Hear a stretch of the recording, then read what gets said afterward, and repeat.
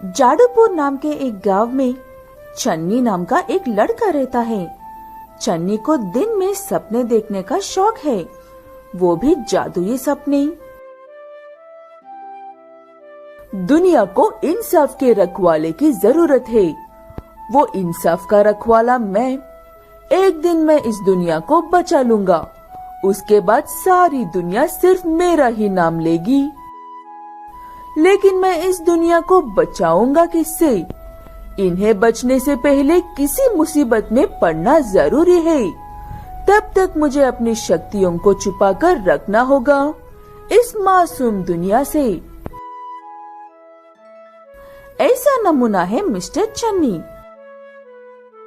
चन्नी ऐसे सपने को देखता है, लेकिन वो सपने में भी नहीं सोच सकता है। ऐसा हादसा होता है चन्नी के साथ। मुझसे और नहीं होगा ये काम। लोग तो अब मेरा नाम तक भूलने लगे हैं और बैगन मैन कहकर बुला रहे हैं। बस आज एक बार के लिए चले जाओ, कल से तुम्हें काम पर ही आने की जरूरत नहीं है चन्नी। मैंने अपने बैगन की डिलीवरी के दूसरे आदमी से बात कर ली है।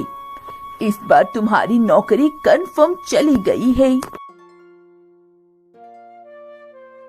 इस बात से खुश होना चाहिए या दुखी, इस बात से कंफ्यूज चन्नी आखिरी बार बैगन की डिलीवरी करने के लिए जाता है, लेकिन रास्ते में उसकी वैन का एक्सीडेंट हो जाता है और चन्नी सीधे हॉस्पिटल पहुंच जाता है। चन्नी को जब होश आया तो वो एक हॉस्पिटल में पड़ा हुआ था।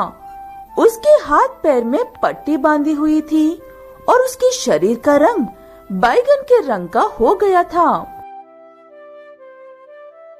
ये मुझे क्या हो गया है? मेरे शरीर का रंग ऐसा क्यों हो गया है, जैसे कि मैं खुद एक बैगन बन गया हूँ। घबराओ मत ब्रिंजल मैन, तुम्हारी गाड़ी का एक्सीडेंट हुआ था, उसमें तुम्हारे ये हाल हुआ है। मैंने डॉक्टर से बात कर ली है, 1 हफ्ते में तुम ठीक हो जाओगे। घर लौटने के बाद चन्नी को किसी भी काम से घर से बाहर निकलने में इतनी शर्म आ रही थी कि वो हद से ज्यादा जरूरी काम के लिए भी बाहर नहीं जा रहा था। लेकिन उस एक काम के लिए कुछ भी करके बाहर जा ही था। अब आज तो मेरी तनख्वाह मिलने वाली है, आज कैसे भी करके तनख्वाह लेने के लिए तो जाना ही होगा, वरना भूखा मरना पड़ेगा मुझे। ऐसे कहते हुए घर से बाहर निकलकर तनख्वाह लेने के लिए जाता है चन्नी। गांव में सब उसे अजीब तरह से देख रहे थे, जैसे कि वो सच में एक ब्रिंजल मैन है।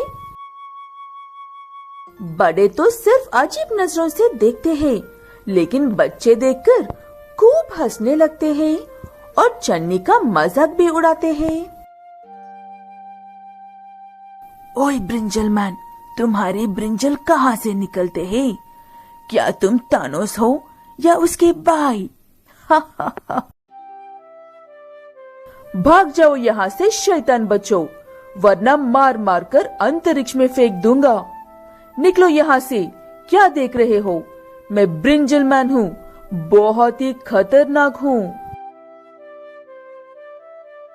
ऐसे कहते ही सभी बच्चे वहाँ से भाग जाते हैं और बड़े लोग भी अपने काम में लग जाते हैं। उसके बाद चन्नी अपने उस गुस्से को ऐसे ही रखता है हमेशा, ताकि कोई उसे परेशान ना कर सके।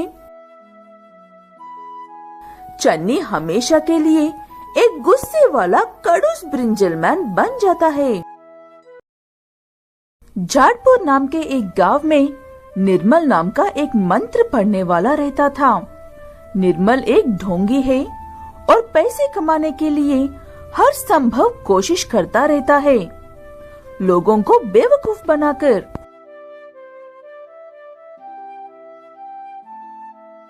हाँ बच्चे, मैं हमेशा सच ही कहता हूँ। हर रोज सुबह 3 बजे उठकर फ्रिज से निकले हुए पानी से नहाकर बिना खाए एग्जाम लिखने के लिए जाओ और पास हो जाओ। आपका बहुत बहुत शुक्रिया निर्मल जी। पता नहीं आप ना होते तो मेरे भविष्य का क्या होता। तुम सब भी ना होते तो पता नहीं मेरे भविष्य का क्या होता। अब गुरु दक्षिणा देकर घर लौट जाओ।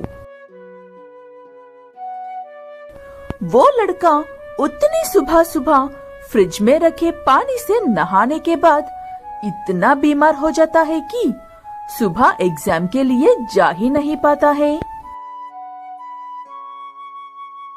निर्मल ऐसे छोटे छोटे काम तो अक्सर करता रहता है, लेकिन उसकी इच्छा हमेशा कुछ न कुछ बड़ा करने के बारे में ही रहती है। ऐसे एक एक को बेवकूफ बनाकर सिर्फ मेरा वक्त बर्बाद हो रहा है।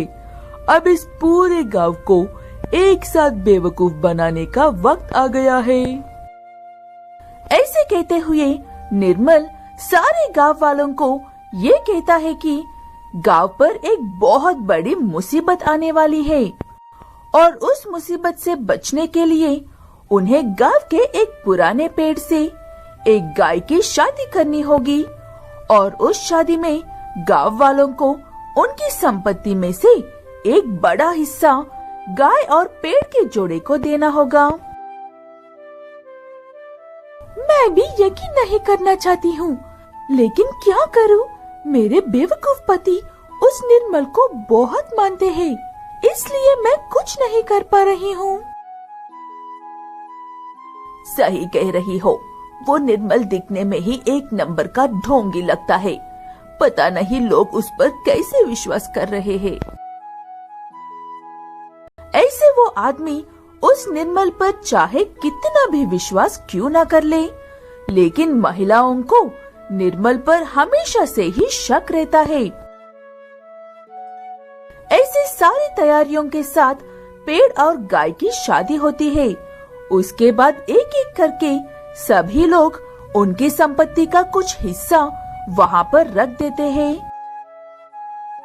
अब कुछ देर के लिए इन पति पत्नी को अकेला छोड़ दो, तभी इस गांव को उस मुसीबत से छुटकारा मिलेगा। ठीक है कहकर सब अपने अपने घर लौट जाते हैं। उन सब के जाने के बाद निर्मल खुशी से नाचकर उस गाय और पेड़ को वहीं पर छोड़कर सब कुछ लेकर बहुत दूर भाग जाता है। बाद में पता चलता है कि वो सारा सोना और पैसे तो नकली है। महिलाओं ने जानबूझकर ऐसा किया था। सबको सच्चाई पता चल गई थी, इसलिए निर्मल अब उस गांव पास भी नहीं जा सकता था।